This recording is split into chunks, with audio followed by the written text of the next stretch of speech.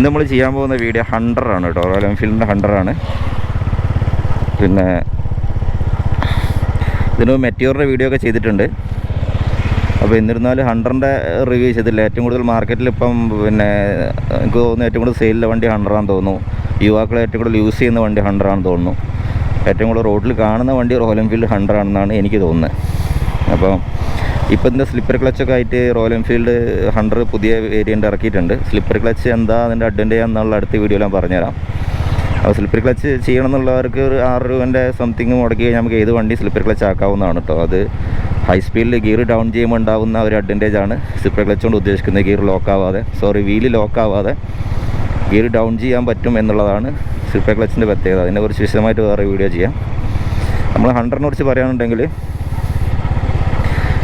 അത് 20.2 bhp power, 27 Nm ടോർക്കും തരുന്ന വണ്ടിയാണ്. അപ്പോൾ ഏതൊരു വണ്ടി നിങ്ങൾ എടുക്കുകയാണെന്നുണ്ടെങ്കിൽ ഹണ്ടർ എടുക്കാണ്ട്, മെറ്റിയോർ എടുക്കുകയാണ്, ക്ലാസിക് എടുക്കാണ്ട്, ഏതൊരു വണ്ടി പിന്നെ സ്റ്റാൻഡേർഡ് എടുക്കുകയാണെന്നുണ്ടെങ്കിൽ ജെ സീരീസിൽ വരുന്ന എല്ലാ വണ്ടിയും സെയിം ക്രാങ്ക് വെയിറ്റ് ആണ് വരുന്നത്. അതുമാതിരി സെയിം പവർ ഔട്ട്പുട്ടേക്ക് ഉണ്ടാവുക. അപ്പോൾ നിങ്ങൾക്ക് ഏറ്റവും ആപ്റ്റായിട്ടുള്ള നിങ്ങളുടെ ബോഡിയായിട്ട് ഏറ്റവും ആപ്റ്റായിട്ടുള്ള വണ്ടി ഏതാണെന്ന് സെലക്ട് ചെയ്യുക, അത് എടുക്കാമെന്ന് മാത്രമേ പറയാവൂ. പിന്നെ പ്രൈസ് വൈസ് നോക്കുന്ന ആളുകൾക്കൊക്കെ അങ്ങനെ എടുക്കാം. അതല്ല നമുക്ക് കംഫർട്ട് വൈസ് നോക്കുന്ന ആളുകൾക്ക് വണ്ടി ഒന്ന് റൈഡ് ചെയ്ത് നോക്കുന്ന നന്നായിരിക്കും. ഇതാണെങ്കിലും മെറ്റിയോർ ആണെങ്കിലും എനിക്ക് തോന്നുന്നു കുറച്ചുകൂടി ഫ്രീ ആയിട്ട് നമുക്ക് ഓടിക്കാൻ പറ്റിയ വണ്ടി എന്ന് പറഞ്ഞത് പക്ക ക്രൂസറൊന്നും അവകാശപ്പെടാൻ പറ്റില്ലെങ്കിലും കൂടി മെറ്റിയോർ ആയിരിക്കും നന്നാവുക. കാരണം ക്രൂസിങ് സെഗ്മെൻറ്റ് എന്ന് പറഞ്ഞാൽ നമുക്ക് ലോങ് റൈഡിൽ ഉപയോഗിക്കുന്ന ആളുകൾക്ക് ഏറ്റവും കൂടുതൽ പിന്നെ ബോഡിക്ക് യാതൊരു ബുദ്ധിമുട്ടും ഇല്ലാതെ നമുക്ക് എത്ര ലോങ് ഓടിക്കഴിഞ്ഞാലും ബാക്ക് പെയിനോ അതെ ഷോൾഡർ പെയിനോ ഇല്ലാതെ ഓടിക്കാൻ പറ്റിയ വണ്ടികളാണ് ക്രൂസർ സെഗ്മെൻറ്റിൽ വരിക. അപ്പോൾ അത് ഗിയർ ഷിഫ്റ്റിംഗ് ആണെങ്കിലും പിന്നെ ബ്രേക്കിംഗ് ആണെങ്കിലും എല്ലാം തന്നെ ആ ഒരു ഫോർവേഡ് കൺട്രോൾ സിസ്റ്റത്തിലേക്ക് കൊണ്ടുവന്നിട്ട് ആ ഒരു സെറ്റിങ്സിലാണ് വണ്ടി ഇറക്കിയിട്ടുണ്ടാവുക. അപ്പോൾ ഹാൻഡിലാണെങ്കിലും കൂടെ അതിൻ്റെ ഒരു കംഫർട്ട് ലെവലിലായിരിക്കും വണ്ടി ഉണ്ടാവുക. അപ്പോൾ ഹണ്ടർ എന്നുള്ളത് തീർത്ത് യുവാക്കളെ ലക്ഷ്യം വെച്ച് ഇറക്കിയിട്ടുള്ളൊരു വണ്ടിയാണ്. അപ്പോൾ അതുകൊണ്ട് യുവാക്കളാണ് ഏറ്റവും കൂടുതൽ ഹണ്ടർ ഉപയോഗിക്കുന്നതും. അത് അവർക്ക് ആ ഒരു മസിൽ പിടിച്ച് ഞാൻ പറഞ്ഞല്ലോ പഴയ ഒരു വണ്ടി, ഒരു സ്പോർട്ടി സ്റ്റൈലുള്ള ഒരു റൈഡിംഗ് പേഴ്സണാണ് ശരിക്കും ഹണ്ടർ ഉപയോഗിക്കുന്ന ആളുകൾ ഏറ്റവും കൂടുതൽ ആഗ്രഹിക്കുക. അപ്പോൾ യുവാക്കളെ ആഗ്രഹിക്കുക. അതുകൊണ്ട് തന്നെ അവർ ലക്ഷ്യം വെച്ചിട്ടാണ് നമ്മൾ ഹണ്ടർ ഇറക്കിയിട്ടുള്ളത്. അപ്പോൾ തണ്ടർബേർഡ് എക്സൊക്കെ എന്ന് പറയുകയാണെങ്കിൽ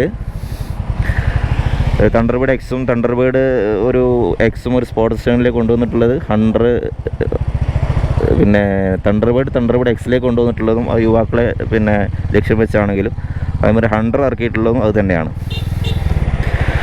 അപ്പോൾ നമ്മളൊരു വണ്ടി റോയൽ എൻഫീൽഡ് ഒരു വണ്ടി ജെ സീരീസ് വണ്ടി എടുക്കാൻ പോകുന്നതിന് മുമ്പ് ഈ ഒരു 3 വണ്ടി ജസ്റ്റ് ഒന്ന് ടെസ്റ്റ് ഡ്രൈവ് എടുത്ത് നോക്കുക. അപ്പം നിങ്ങൾക്ക് ഡെയിലി ഒരു യാത്ര ഒരു 50-60 കിലോമീറ്ററൊക്കെ 50-60 പിന്നെ കിലോമീറ്റർ ഡെയിലി യാത്രയുണ്ടെങ്കിൽ ഏറ്റവും നന്നാവുക മെറ്റിയോർ ആയിരിക്കും കേട്ടോ. അപ്പോൾ ഇത് ഞാൻ പറഞ്ഞു എൻജിൻ വൈസ് പവർ എല്ലാം സ്പെക് വൈസ് എല്ലാം സെയിം ആണെങ്കിലും കൂടെ ഇതിൻ്റെ റൈഡിങ് പൊസിഷനാണ്. ഏതൊരു വണ്ടിയും നമുക്ക് കംഫർട്ട് റൈഡിങ് പൊസിഷനാണ്. ആ റൈഡിങ് പൊസിഷൻ ക്ലിയർ ആയാൽ തന്നെ നമുക്ക് യാതൊരു ബുദ്ധിമുട്ടില്ലാതെ വണ്ടി ഓടിച്ചിട്ട് എത്താൻ പറ്റുള്ളൂ. അതായത് നമുക്കൊരു വണ്ടി ഓടിച്ച് കഴിഞ്ഞാൽ വീട്ടിലെത്തുമ്പോഴേക്കും എങ്ങനെയെങ്കിലും എത്തി എന്നുള്ള പിന്നെ ആ ഒരു ചിന്താഗതി ചോദിച്ചു കഴിഞ്ഞാൽ നമ്മളൊന്ന് ഫ്രീ ആയിട്ട് എത്തി എന്നുള്ളൊരു മൈൻഡിലേക്ക് എത്തണമെങ്കിൽ നമുക്ക് കംഫർട്ടായ ഒരു വണ്ടി വേണം. അപ്പോൾ എൻജിൻ എല്ലാം സെയിം ആയതുകൊണ്ട് കാര്യമില്ല.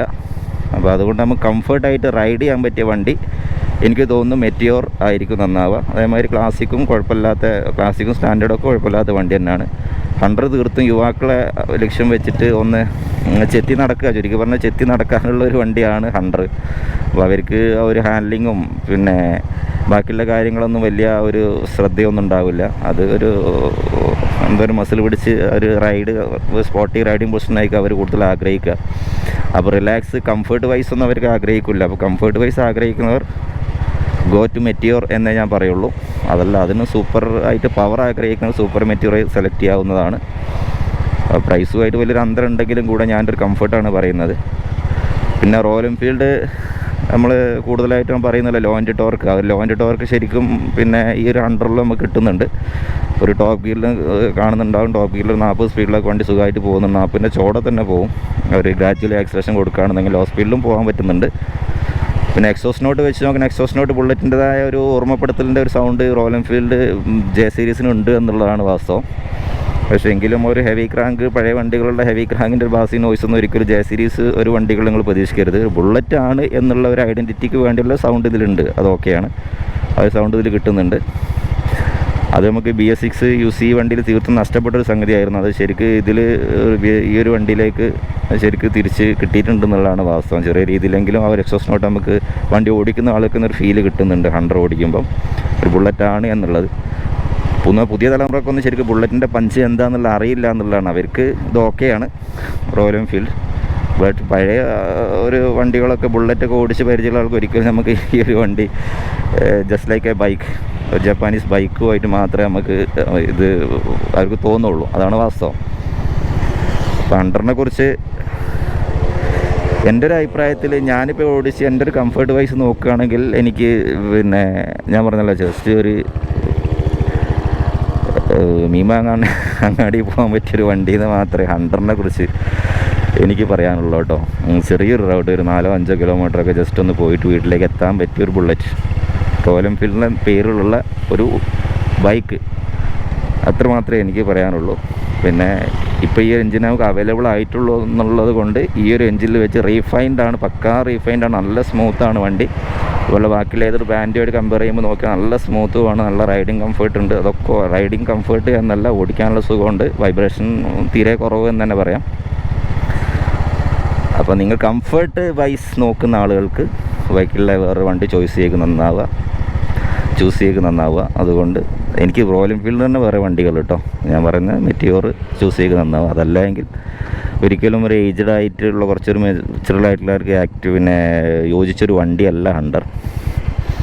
ജസ്റ്റ് ഒരു പൾസറൊക്കെ ഓടിക്കുന്ന മാതിരി ഓടിച്ചിട്ട് വീട്ടിലെത്താൻ പറ്റിയൊരു വണ്ടി എന്ന് മാത്രമേ ഇതിന് പറയുള്ളൂ. അടുത്തൊരു വീഡിയോ കൂടെ കാണാം. Thanks for watching.